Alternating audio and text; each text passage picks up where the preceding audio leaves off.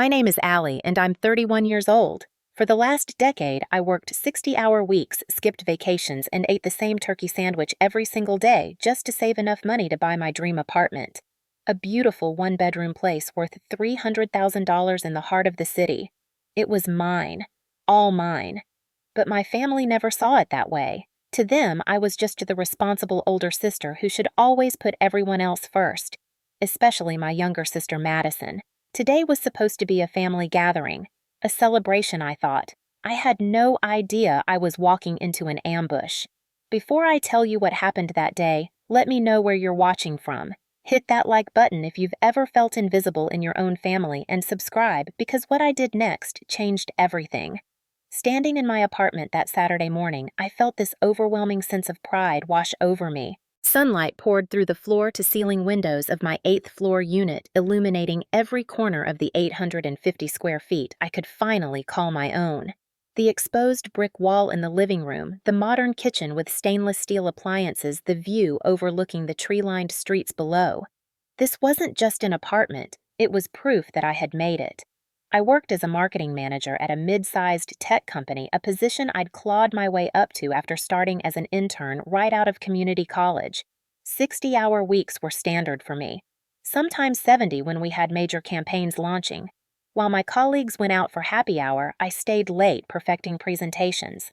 While they took weekend trips, I took extra freelance projects. Every single dollar I earned had a purpose. Get the apartment, secure my future, build something that was mine.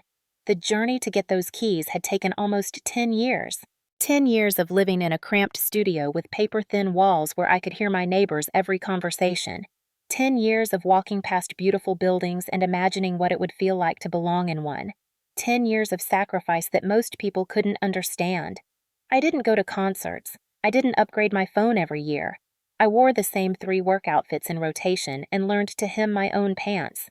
My coworkers thought I was cheap. I didn't care. I had a goal. The day I got the keys, I sat on the empty hardwood floor and cried. Happy tears. Tears of relief. Tears of accomplishment. I was 29 years old and I owned property in one of the most expensive cities in America. No help from anyone. Just me, my determination, and a whole lot of instant ramen. But my family's reaction wasn't quite what I expected. My parents came to see the place once.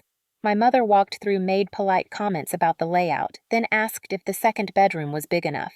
I didn't have a second bedroom. It was a one-bedroom apartment. She meant for Madison to stay when she visited.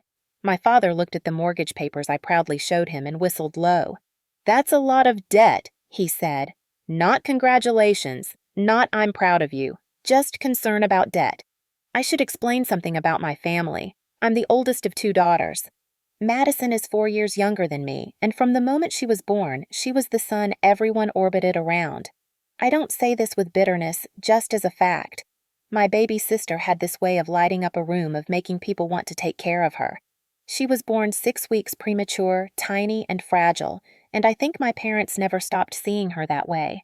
My father worked as a corporate accountant, steady and reliable. My mother was a nurse at the county hospital, working rotating shifts that left her exhausted but dedicated. They weren't wealthy, but we were comfortable. Except comfortable meant different things for me and Madison. For Madison, comfortable meant new clothes for every school year, the latest gadgets, summer camps with her friends. For me, comfortable meant hand-me-downs, even though I was the older one, community college instead of state university, and being told that I was more practical, more responsible, better equipped to handle disappointment. "Allie doesn't mind," became my mother's favorite phrase. Allie doesn't mind giving Madison her room when relatives visit. Allie doesn't mind skipping the 8th grade field trip so we can afford Madison's dance recital costume. Allie doesn't mind working part-time in high school while Madison focuses on her studies. And I didn't mind. Not really. Or maybe I did, but I learned early that minding meant being difficult, and being difficult meant disappointing my parents even more. The biggest sacrifice came when I was 18. I'd earned a partial scholarship to a state university 3 hours away. Not a full ride, but enough that with loans and part-time work, I could have made it happen. I'd already picked out my dorm, already imagined what it would be like to study literature and maybe become a teacher. Then Madison got accepted to a prestigious private high school. The tuition was steep, Very steep, and my parents sat me down for what they called a family discussion.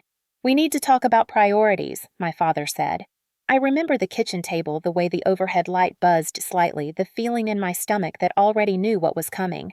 Madison has an opportunity that could set her up for life. This school has a 98% college acceptance rate. She could get into anywhere. "And you," my mother added, gently touching my hand. "You're so capable, Allie. You can succeed at community college just as well. It's more affordable and you can live at home. Then Madison can have the opportunities she deserves." I gave up my scholarship. I enrolled at community college. I worked 3 part-time jobs to help with Madison's tuition. Starbucks in the mornings before class tutoring in the afternoons, restaurant hostess on weekends. My literature dreams faded into business classes I could barely stay awake through. But Madison thrived. She joined every club, made lifelong friends, got into a good state university on my parents' dime. I never regretted it, or I told myself I didn't. Madison was special. She deserved opportunities, and I was capable. I could make my own way. That's what I repeated to myself during those years of exhaustion when I fell asleep over textbooks at 2 in the morning and woke up at 5 to open the coffee shop. Over the years, there were other sacrifices. When Madison wrecked my car borrowing it without permission, I didn't make her pay for repairs because she was a broke college student. When she maxed out a credit card her junior year, I quietly paid it off so she wouldn't have to tell our parents. When she needed money for a semester abroad, I emptied my savings account that I'd been building for a down payment. Every time I told myself this was temporary. Every time I believed that once I got on my feet, once I achieved something for myself, my parents would finally see me. Really see me. So when I bought my apartment, I expected them to understand what it meant. This wasn't just a place to live. This was proof that the sacrifices had been worth it, that I'd built something despite giving up so much. I thought they'd be proud. Instead, 3 weeks after I moved in, my mother called. Her voice had that particular tone, the one she used when she wanted something but was pretending it was casual. We chatted about work, about the weather, about nothing important. Then, as I was about to say goodbye, she dropped it.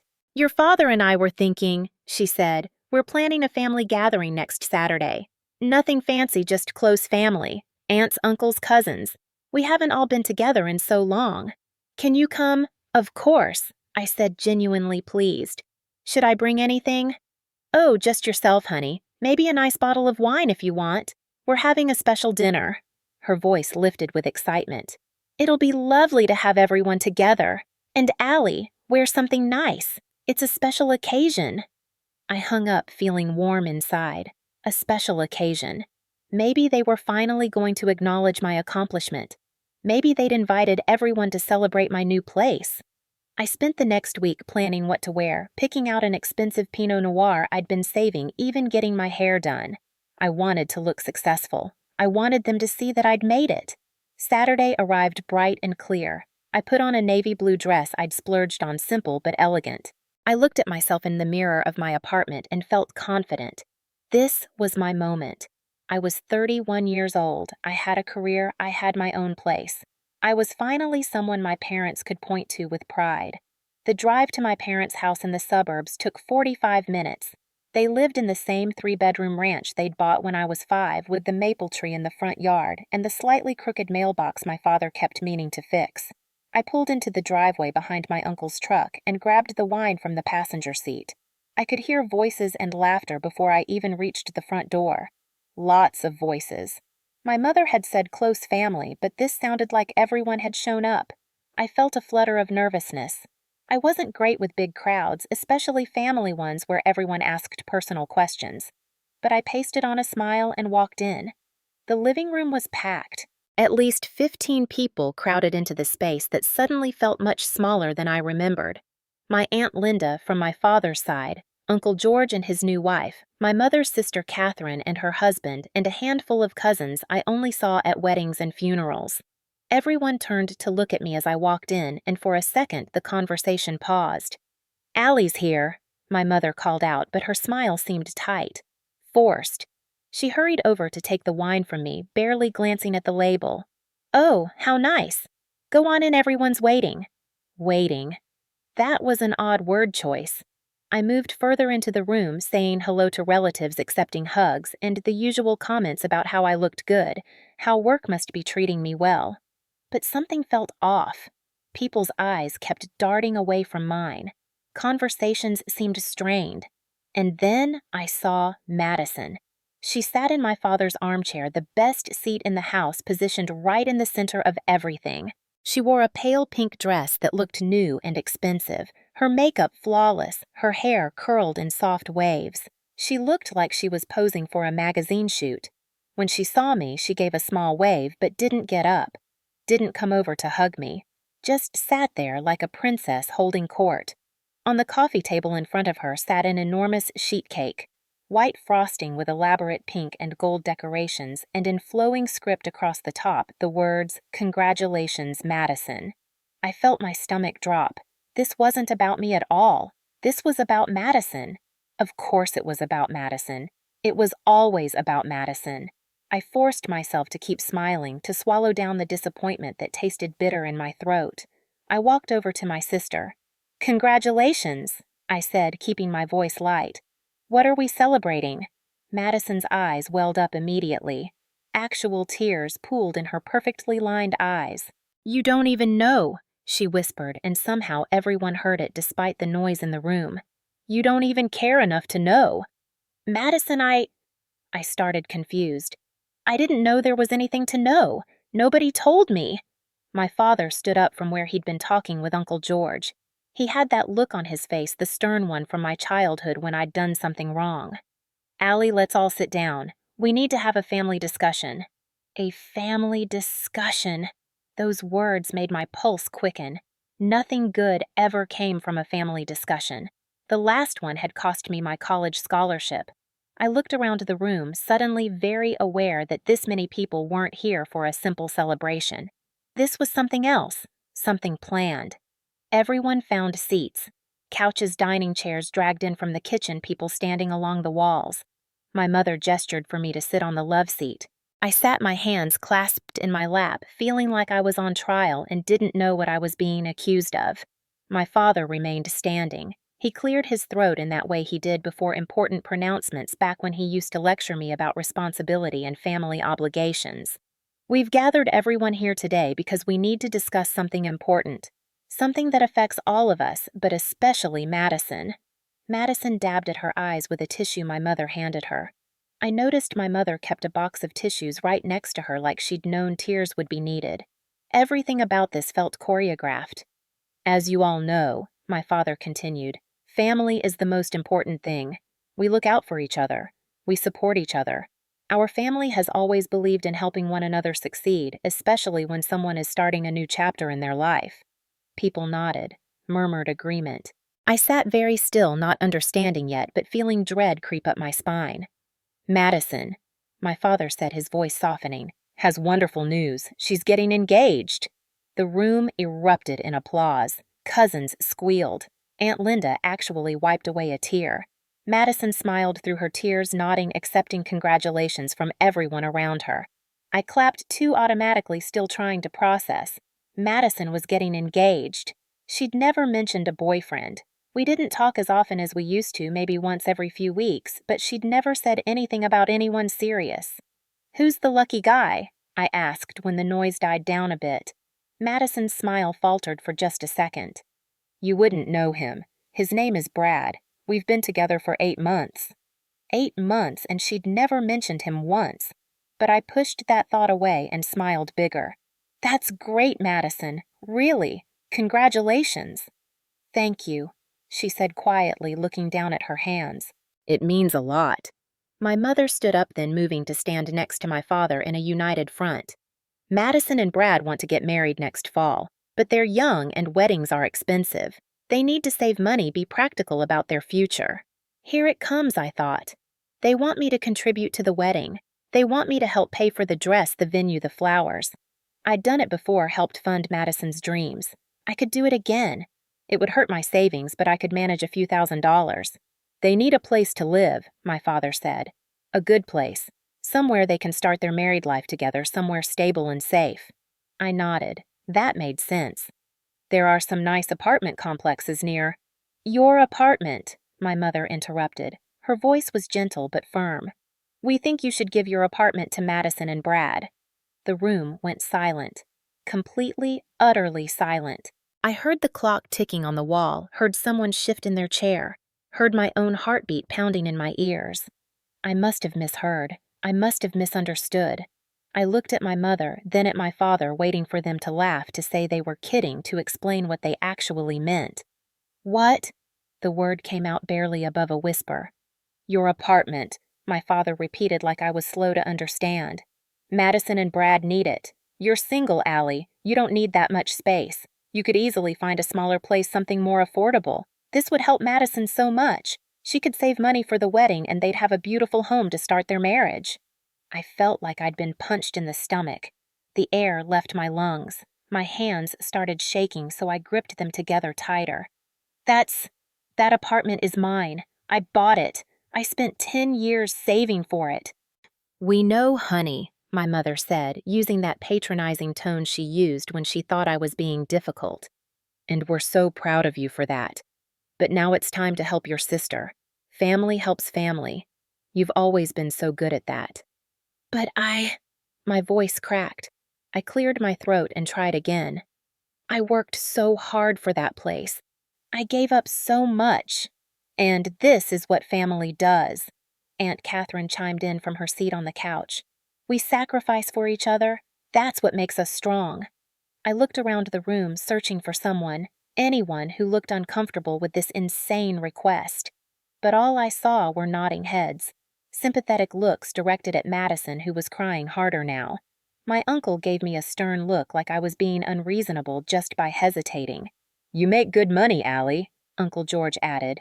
"You're smart with finances. You can save up and buy another place eventually. But Madison needs help now."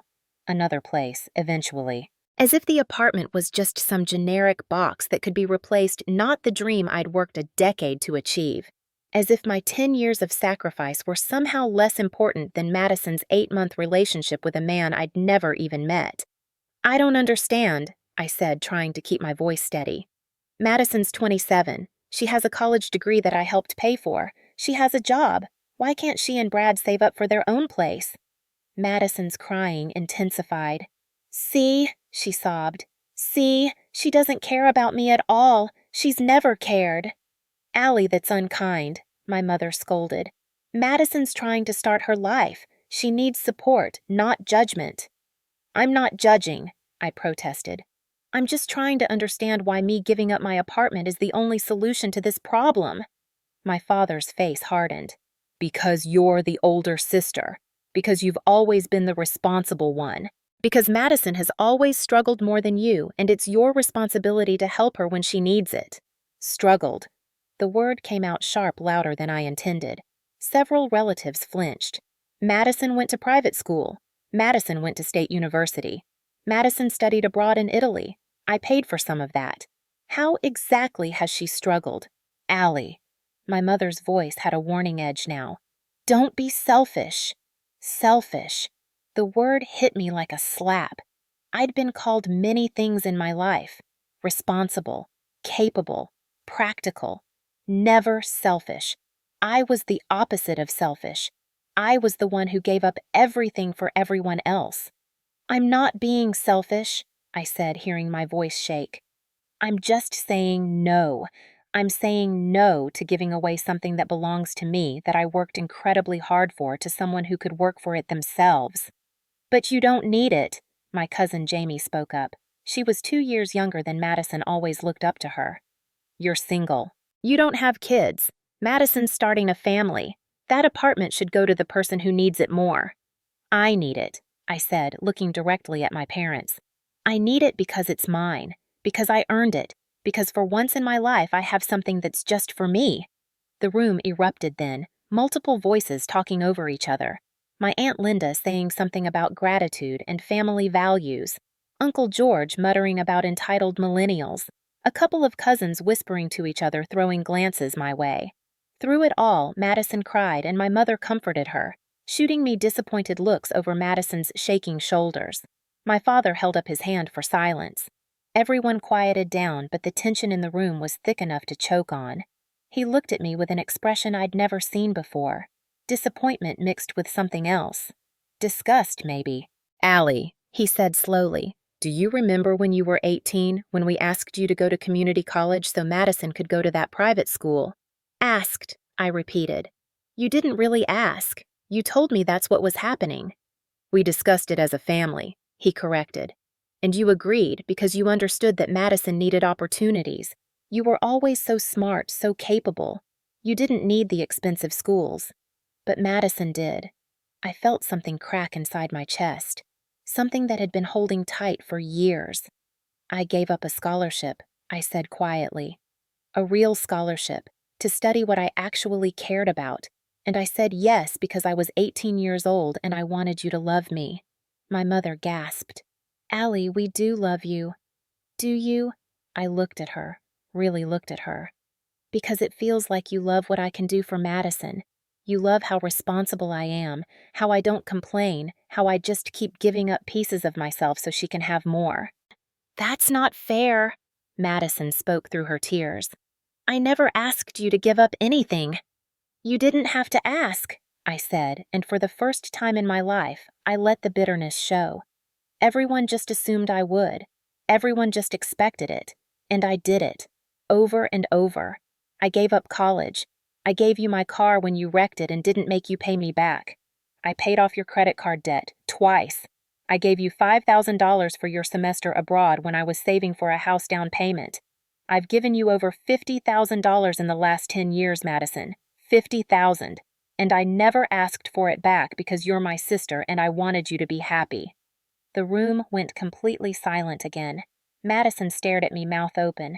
Several relatives looked uncomfortable, now shifting in their seats. My mother's face had gone pale. "So, when I say I can't give you my apartment," I continued, my voice getting stronger, "I'm not being selfish. I'm finally, after 31 years, saying that I've given enough. This one thing, this apartment, this is mine, and I'm keeping it." My father's jaw clenched. "If you walk away from your family when we need, you don't expect us to be here when you need us."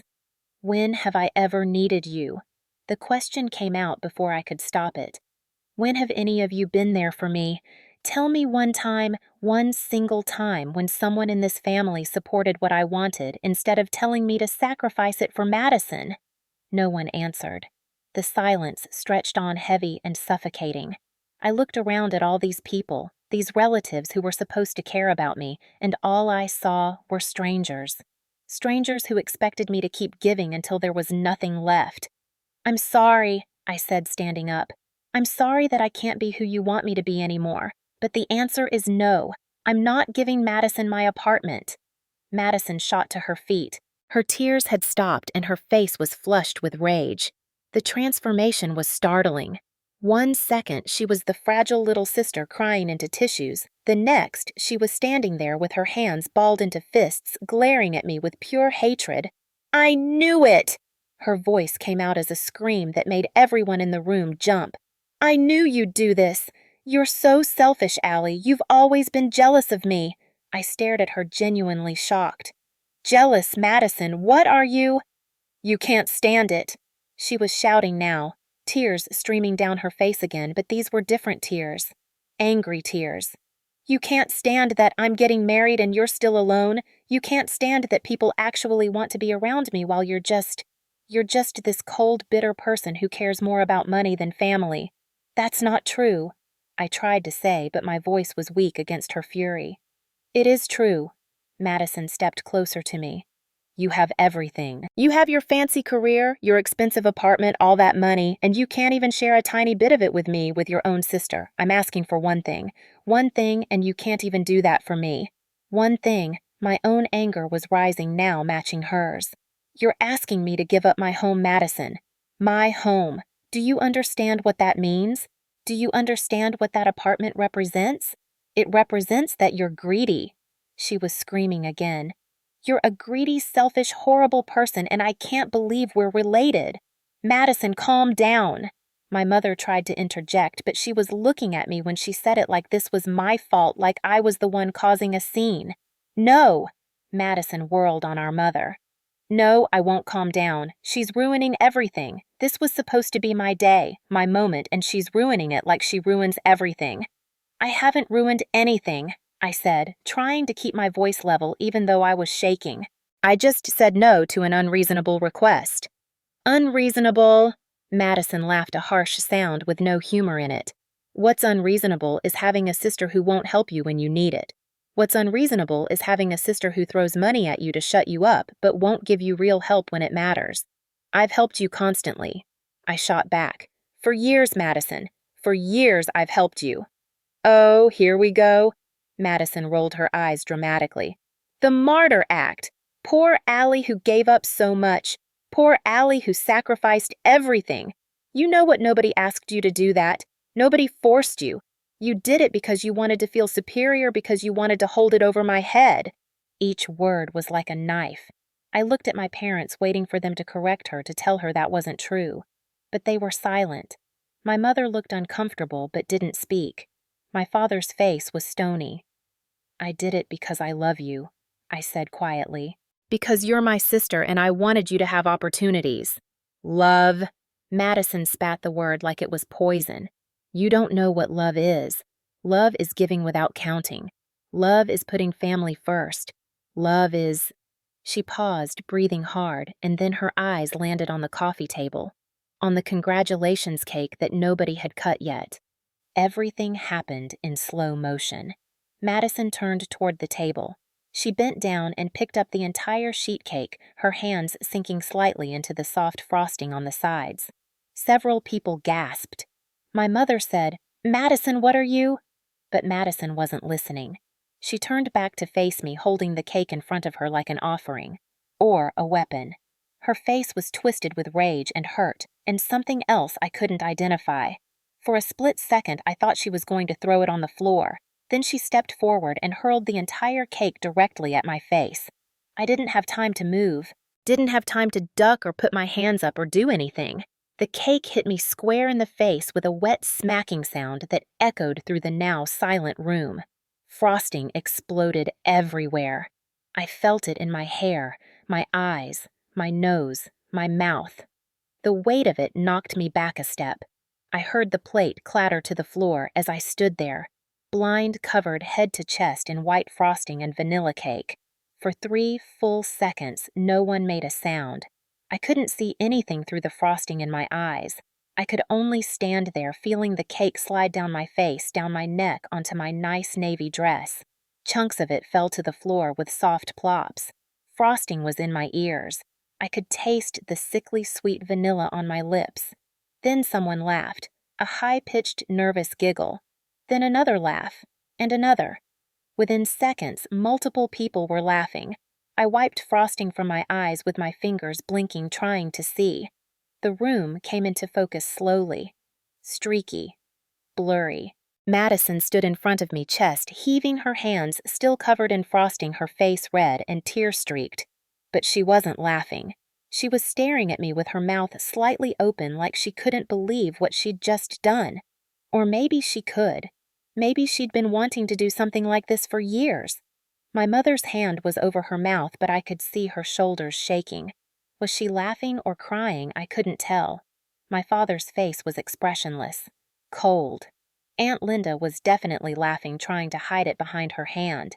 Uncle George had his phone out. He was filming. Multiple cousins had their phones out too, recording this moment, recording my humiliation. Well, Aunt Catherine said, her voice cutting through the laughter. That's one way to use a cake. More laughter. Someone made a comment about what happens when you're selfish. Someone else said I probably deserved it. I heard the words, but they felt distant, like they were coming from underwater. I just stood there, frosting dripping off me, forming a puddle on my mother's carpet. Nobody helped me. Nobody handed me a towel or said, "Madison, that was too far."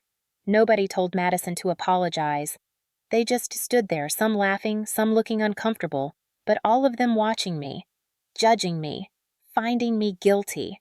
My mother finally moved, stepping toward me with a dish towel. But she didn't look sympathetic. She looked annoyed. "Allie, you pushed her too far," she said, dabbing at the frosting on my shoulders. "Look what you made her do." What I made her do. I looked at my mother, this woman who had raised me, who had taught me to be kind and generous and put others first. And she was blaming me for having cake thrown in my face, for being humiliated in front of my entire family, because I wouldn't give away my home. "I need to use the bathroom," I heard myself say. My voice sounded strange, flat, empty. I walked toward the hallway, my shoes squelching with each step from the frosting that had soaked into them. Nobody tried to stop me. I heard Madison start crying again behind me, heard my mother's soothing voice saying, "It's okay, baby. She'll come around. She has to." I locked myself in the bathroom and looked in the mirror. The woman staring back at me was unrecognizable. Cake covered her hair, her face, her shoulders. Frosting was smeared across her cheeks like war paint. Her eyes, visible through the mess, were wide and shocked. She looked like the victim of some cruel prank, which I realized is exactly what she was. I turned on the faucet and started washing my face. Cold water mixed with frosting running pink and white down the drain. I scrubbed at my skin, my hair trying to get the sticky sweetness off me. My hands were shaking so badly I could barely hold the hand towel. Each time I looked in the mirror, I saw more frosting I'd missed. In my hairline, behind my ear, on my collarbone. But as I cleaned myself up, something inside me shifted. The shock was wearing off. The hurt was still there, sharp and deep, but underneath it, something else was growing. Clarity. Cold, hard clarity. I pulled out my phone from my pocket.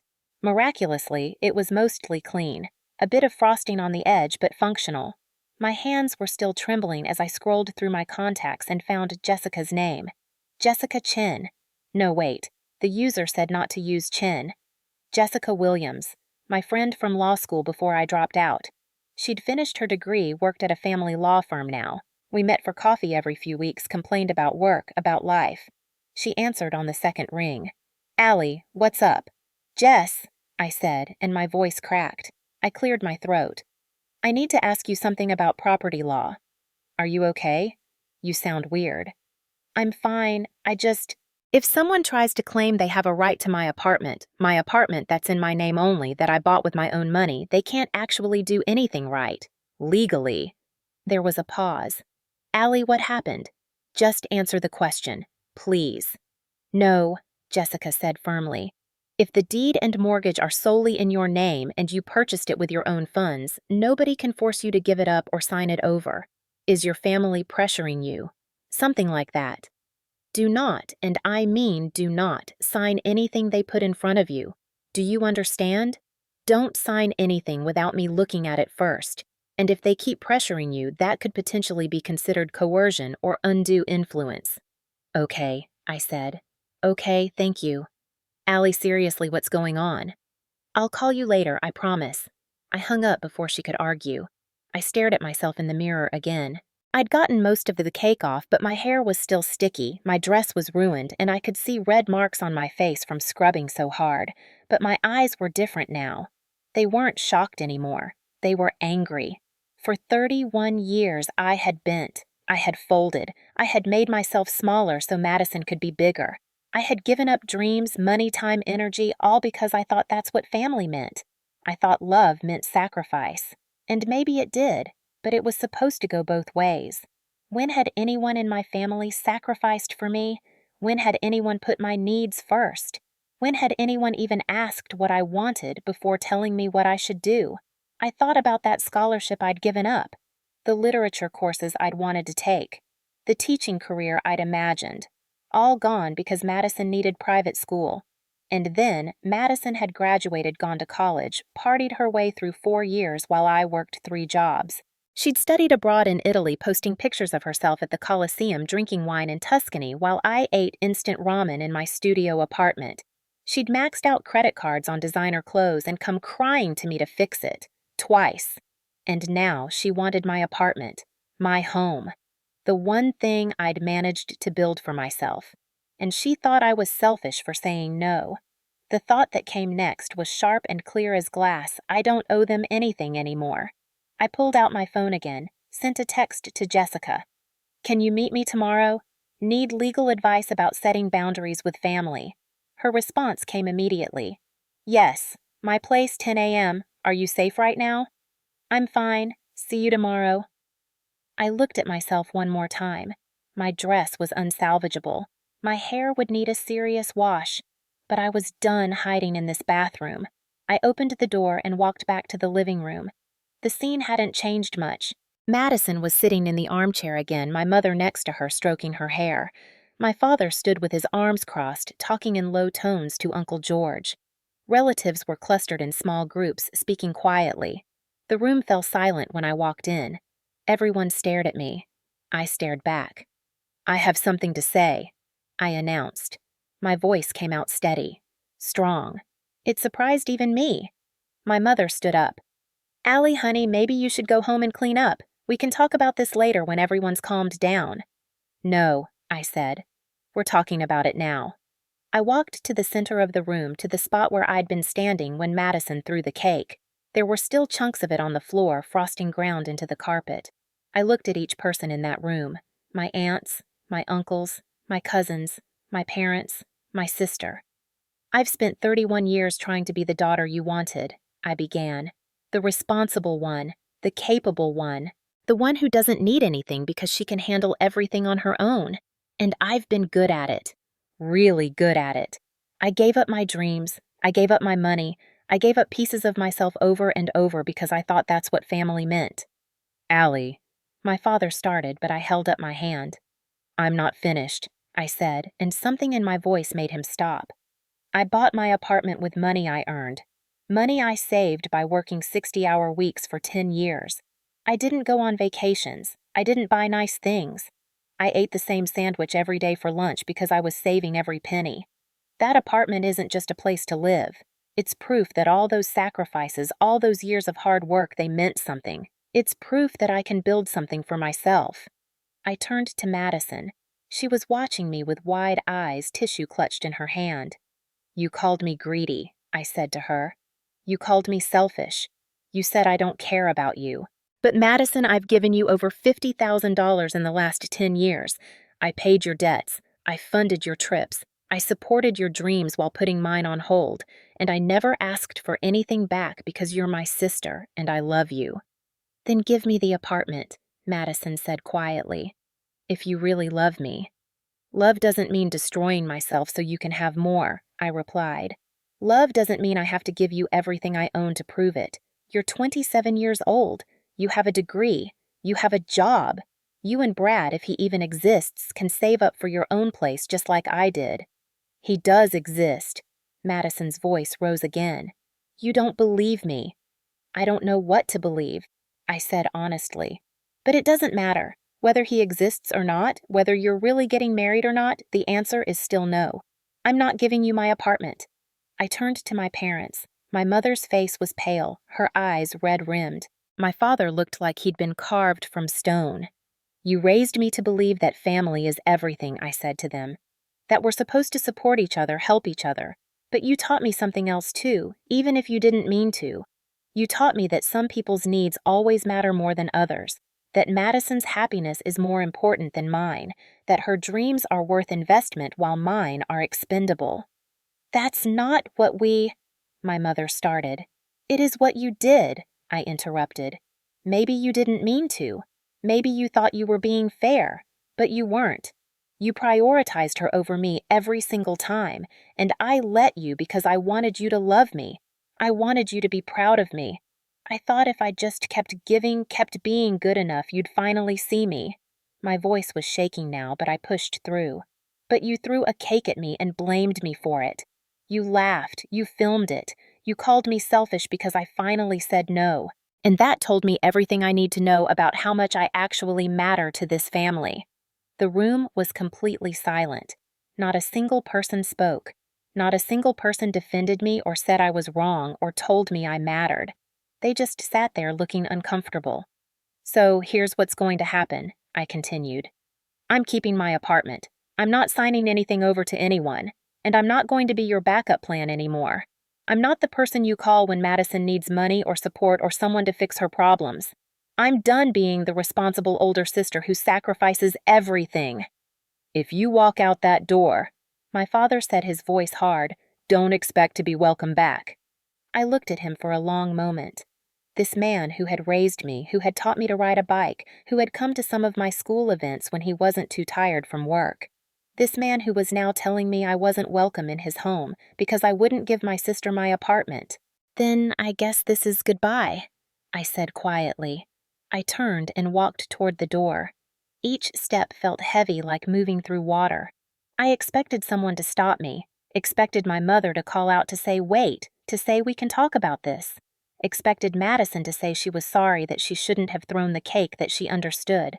Expected anyone to choose me for once. Nobody did. I reached the front door, my hand on the knob, and paused for just a second. Behind me, I heard Madison's voice, small and broken. "She's really leaving. Mom, she's really leaving." "Let her go," my father said. "If her pride is more important than her family, let her go." I opened the door and stepped outside. The evening air was cool on my sticky skin. I walked to my car, got in, and started the engine. Through the front window of the house, I could see figures moving. My mother was hugging Madison. Relatives were gathering their things, the party clearly over. Nobody came out to stop me. I drove away, and I didn't look back. The first week after that family gathering was the hardest week of my life. Harder than the years of working 3 jobs. Harder than giving up my scholarship. Harder than any sacrifice I'd ever made. Because this time I wasn't sacrificing something. I was being cut off. My phone blew up immediately. Text messages from relatives I barely spoke to, all saying variations of the same thing. How could I be so cruel to Madison? How could I let her down like that? How disappointed they were in me. My cousin Jamie sent a long paragraph about family values and how I'd always seemed cold, but she'd never realized how heartless I actually was. Aunt Linda said I was being immature and needed to grow up. Uncle George sent a single line, "Your mother is crying because of you." Not a single message asked if I was okay.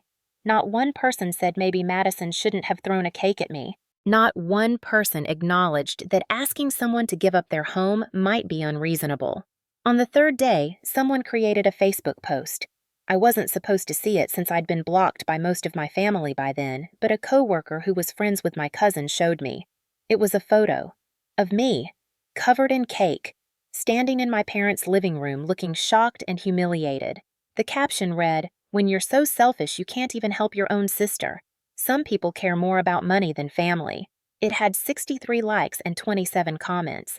I read through them even though I knew I shouldn't. People I'd grown up with, people who had come to my childhood birthday parties saying I was disgusting, saying I deserved what I got, saying Madison was better off without a sister like me. Someone had shared it 3 times. I reported the photo. Facebook said it didn't violate community standards. I stared at my phone screen at that image of myself at my lowest moment, now public for everyone to see and mock. And I felt something inside me go numb. I called in sick to work for 2 days. I couldn't face anyone, couldn't pretend to be okay. I stayed in my apartment, this place I'd fought so hard to keep, and wondered if I'd made a mistake. Maybe I should have just given it to Madison. Maybe then everyone would still love me. Maybe then I'd still have a family. On the 4th night, I cried. Really cried. Not polite tears, but huge, gasping sobs that shook my whole body. I cried for the little girl who had always tried so hard to be good. I cried for the teenager who'd given up her dreams. I cried for the woman who'd worked herself to exhaustion believing it would be enough. I cried because I'd lost my family. Or maybe because I'd never really had them the way I thought I did. On the 5th day, Jessica showed up at my door with 2 bottles of wine and Thai takeout. I hadn't answered her calls or texts. She'd gotten worried and just came over. "You look terrible," she said, pushing past me into the apartment. "Thanks," I said weakly. "What happened?" She set the food on my kitchen counter and turned to face me. "And don't say nothing. You've been ghosting me for 5 days. Talk." So I told her everything. The family gathering, the demands for my apartment, Madison throwing the cake, the texts and the Facebook post, and the complete cutting off from everyone I'd grown up with. Jessica listened without interrupting, her expression getting darker and darker. When I finished, she was quiet for a long moment. Then she said, "Your family is toxic." "They're not." "Allie, they're toxic," she repeated firmly. "What they asked you to do was completely unreasonable. And their reaction when you said no, that's not love. That's manipulation and abuse. You know that, right? I didn't answer. I couldn't. Because saying yes meant admitting that my entire childhood, my entire understanding of family was built on something rotten. Have you heard of golden child syndrome? Jessica asked. She pulled out her phone and showed me an article. I read through it slowly. It described families where one child could do no wrong and got all the attention and resources while the other child was expected to be perfect and support the golden one. It talked about how the non-golden child often became a people pleaser, constantly trying to earn love that should have been freely given. It was like reading my biography. This doesn't mean your parents don't love you, Jessica said gently. But it means the way they've been treating you isn't healthy, and you staying in that dynamic isn't healthy either. What am I supposed to do? I asked. They're my family. You make a new family, she said. You build relationships with people who actually appreciate you for who you are, not what you can give them. Over the next few days, Jessica checked in constantly. She brought over a friend of hers, Maya, who was a therapist. Maya gave me some names of counselors who specialized in family trauma. I made an appointment. My other friends rallied too. People from work who I'd never been particularly close to because I was always too busy. They reached out when they noticed I seemed off. We went to lunch. They listened. They were horrified by the cake story. They told me I'd done the right thing. Every single one of them said the same thing, that asking someone to give up their home was insane, and that my family's reaction was cruel. I started seeing a therapist named Dr. Patricia Hoffman. She had a calm, quiet office with plants everywhere and a very comfortable couch. In our first session, she asked me to describe my family. I told her about Madison, about my parents, about always being second best. She listened and took notes and didn't seem at all surprised. You've been in a pattern of appeasement your whole life, Dr. Hoffman said. You learned early that love was conditional, that you had to earn it through sacrifice. And now that you've set a boundary, that pattern has been disrupted. The people in your family don't know how to handle that.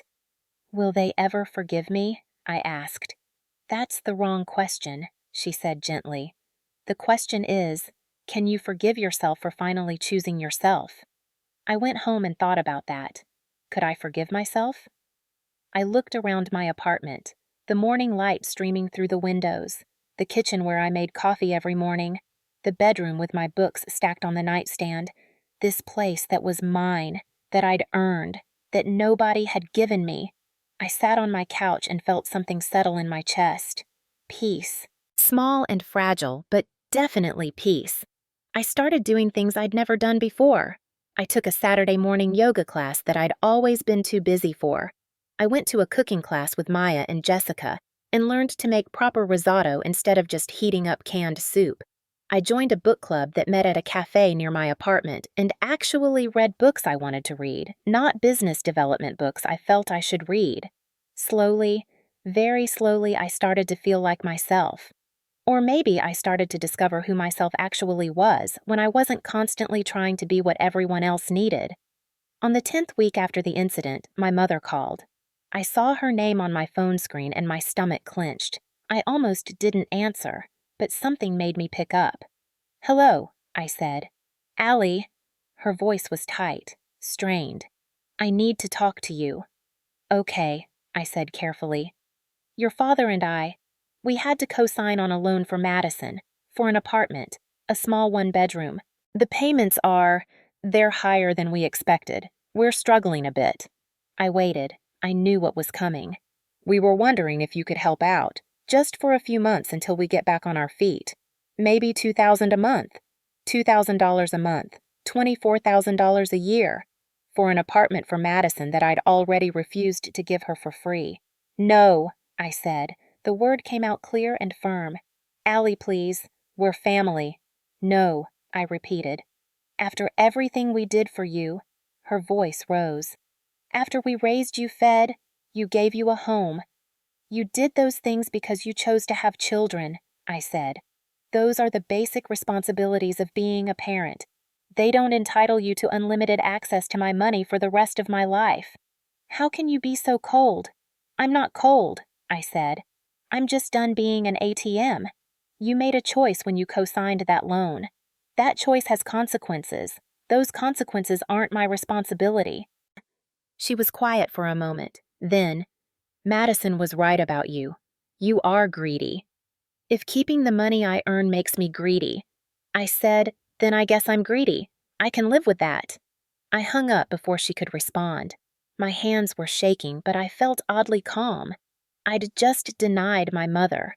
I'd just refused to financially rescue my family. And the world hadn't ended. 3 months after that, I heard through a mutual acquaintance that Madison's engagement had been called off. There had never been a wedding planned. Brad, if he existed at all, was gone. Madison had wanted the apartment to live in alone, to feel independent without actually having to work for independence. My parents were still making loan payments. They'd had to downsize their own lifestyle. My father had complained to relatives about having an ungrateful daughter. I felt bad for them. I did. But I didn't feel guilty. There was a difference. I started dating someone I met at the book club. His name was Ryan. He was a high school English teacher, funny and kind, and he actually wanted to hear about my day. When I told him about my family situation, he didn't judge. He just said, "That must have been really hard. I'm sorry they treated you that way." Not sorry I'd set boundaries. Sorry they'd treated me badly. The distinction mattered. I got promoted at work, senior marketing manager. It came with a raise and more responsibility and the kind of recognition I'd always wanted. My boss said I'd earned it through consistent, excellent work and dedication. I celebrated with Jessica and Maya and Ryan and my book club friends. We went to a nice restaurant and I didn't feel guilty about the expensive wine. I'd earned this. All of it. My apartment started to feel less like a fortress I was defending and more like a home I was building.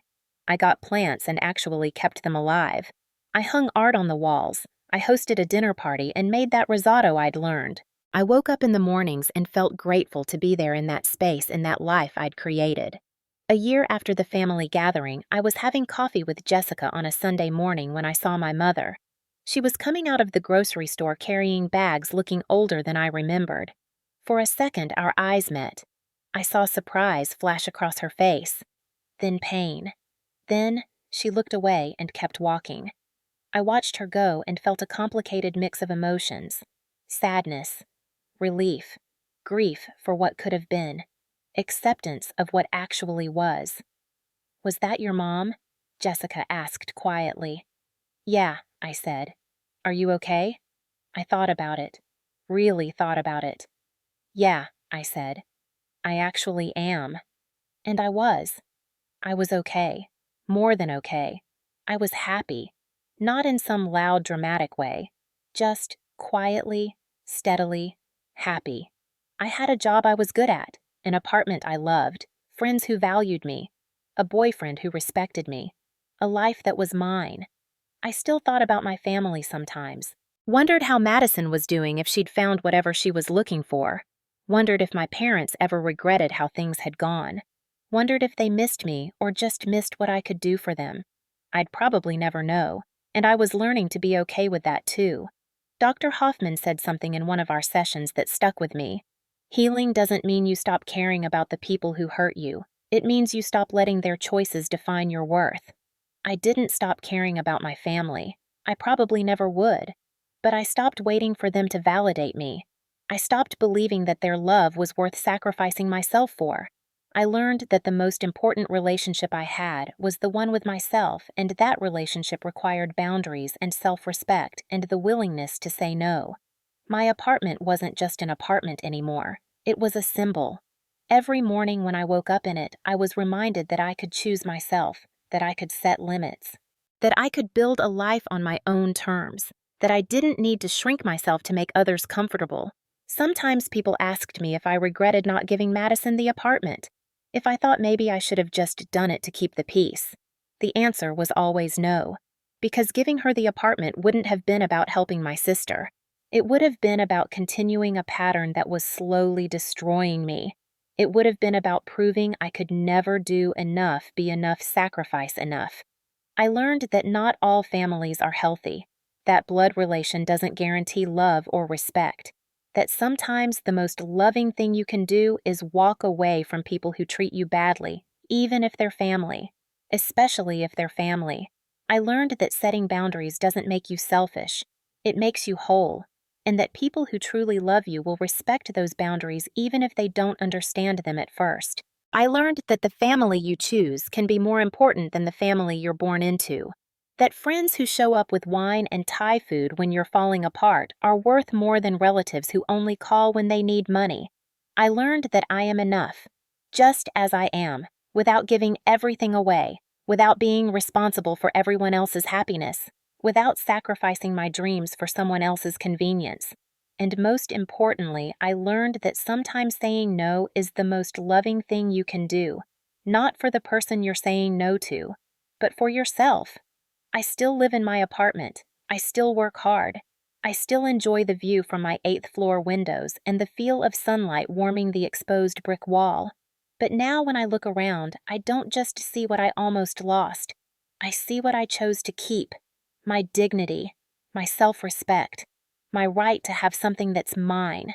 If Madison ever knocked on my door and genuinely apologized, if my parents ever acknowledged how they'd treated me and wanted to build a healthier relationship, I'd probably be open to that. Because I'm not holding on to anger or bitterness. I'm just holding on to myself, and that's enough. Sometimes the bravest thing you can do is choose yourself when everyone else expects you to choose them. Sometimes standing up for what's yours isn't greedy. It's necessary. Sometimes family isn't about blood.